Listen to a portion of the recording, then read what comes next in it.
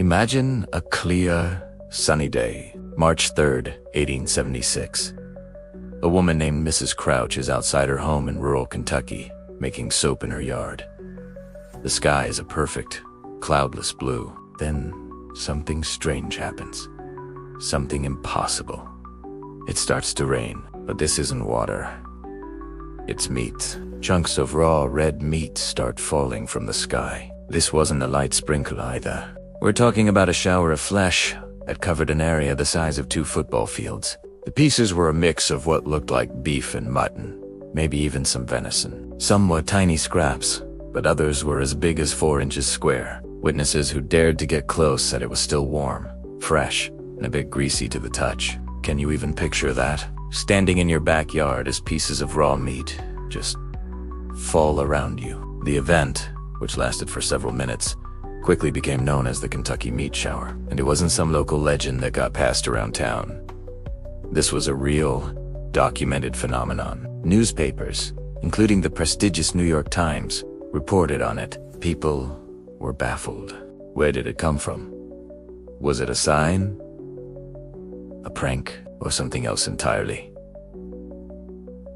Naturally, everyone wanted answers. Samples of the mysterious sky meat were sent to scientists and chemists for analysis.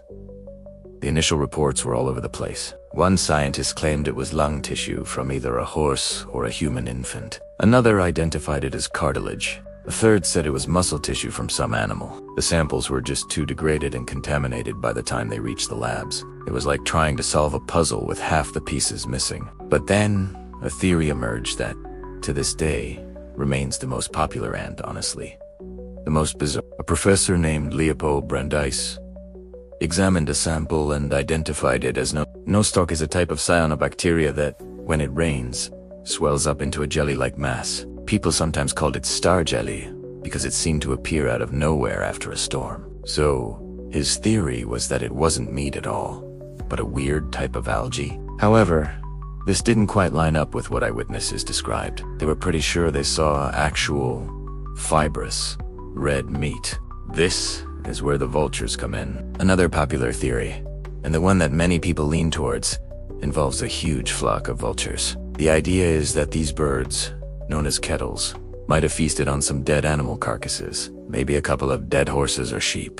Then, as they flew over the Crouch farm, something startled them, a change in air pressure. A loud noise, who knows, and they all projectile vomited at the exact same time. It sounds absolutely disgusting, I know, but it's a plausible explanation. Vultures are known to regurgitate their food as a defense mechanism or to lighten their load for a quick takeoff. A large flock of them doing this in unison could absolutely create a shower of partially digested meat over a wide area. This would explain the variety of tissue types found and why it seems so fresh. It's a grotesque image, but scientifically, it makes a certain kind of sense. Of course, not everyone was convinced. Other, more out there theories were thrown around. Some people suggested it was a prank by some high-flying jokesters in a hot air balloon, though that seems pretty unlikely for 1876.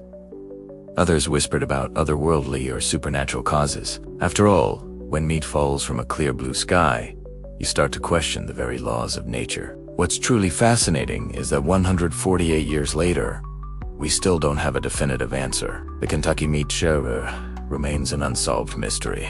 The physical evidence is long gone, and all we're left with are the newspaper clippings, the scientific reports, and the wild, unbelievable story. It's a perfect example of how sometimes the world can be far stranger than any fiction we could invent. It makes you think, doesn't it?